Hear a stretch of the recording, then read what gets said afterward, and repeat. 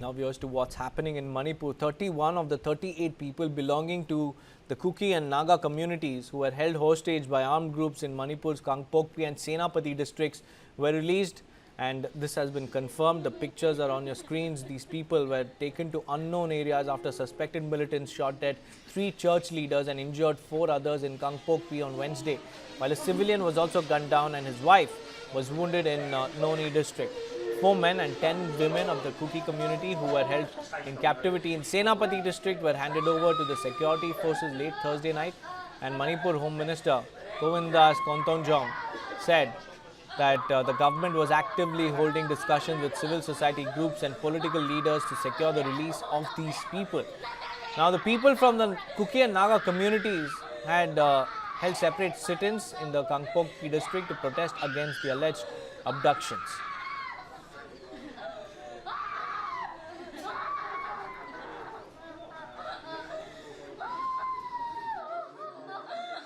You know, we've seen two-way conflict between two ethnicities. Now, there's a third one also emerging. Is it at its nascent stage where it can be nipped at the bud, or is it reaching a very dangerously new phase?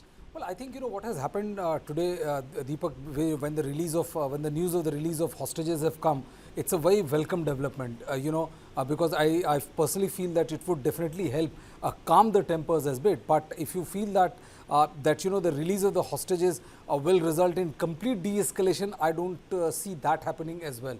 So the situation remains fragile, and the overall situation in Manipur remains fragile, where one killing is enough spark to completely burn down the forward movement built by the agencies, the local people involved, and also the state government. So yes, it's a very welcome move that 31 individuals belonging to both Naga and Kuki communities, they have been released, especially women and children, and it's a good step forward as far as building trust is concerned. But I would leave it at that. I would say that the situation still remains very tense and literally sitting on a tinderbox.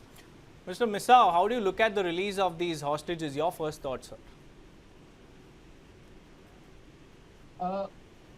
First of all, I would say it's a big shame for both the community who belongs to Christian religion, and both the communities are also the tribal community.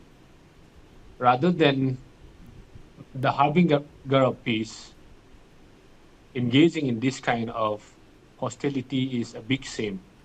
And it is also shameful to be called ourselves as Christians, because the Christian teaching says love your neighbor as you love yourself. Now, what is happening is very unfortunate. As the aftermath of the killing of the church leaders, there is eventual holding of hostages of the civilian, both from the Naga and the Kuki. And it is a welcome to everyone, especially to the family members, those of the hostages who were released. And I would also appeal to both the communities to release the remaining hostages. Still, 6 Nagas men are under the custody of the Kuki, and 14 Kuki's men are still under the custody of the Nagas. And I have already made appeal even in my Facebook, Instagram, WhatsApp status, requesting both the community to show sanity and avoid all this savagery kind of action by releasing those innocent people on humanitarian ground, and also for the sake of the family members. So, but such appeals are being made since the violence started in 2023, but so far nothing has really been done as far as restoring the peace and normalcy is concerned. Colonel Shantikumar Sapam, what is it that's missing, as far as bringing all the communities together and having a very, amicable solution to the entire crisis? Good evening, everyone, and a big Jai Hind to the country. Well, firstly, what I would like to say is, yesterday's situation that I would like to, day before yesterday's situation that I would like to just hold upon. The NSCN, I had a tenure in Manipur during the intense underground, militancy time, way back in 94, 92, 98. And that time the, insurgency problem was very intense. And the NSCN never touches ladies and the religion leaders. This is what used to be there. And nothing is permanent in this world, keep changing, but I don't know if things have changed or not.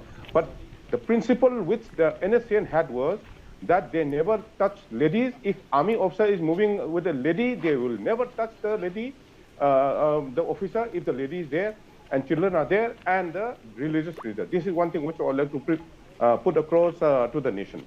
And secondly, as I said before, there's a lot of understanding between the communities. Let me tell you. Lamjatang Haukev is from the Thado community. I sit together with him in Imphal, and we had lunch also together in one of the occasions. We have the same type of understanding, but then what happened is, I have been telling again and again, which we will see subsequently also, when there is a peace, then there are some force who do not want peace in the state. That is why it is happening. We have seen it. There was so many things development coming up and all those things, but then suddenly things are frozen again, and a lot of difficult situations are cropping up in the hills also, in the valley also. And why is it so? As I analyze, the beneficiaries of Burma Act is also playing a very big role in the state. The beneficiaries I'm talking about. So this we have to understand.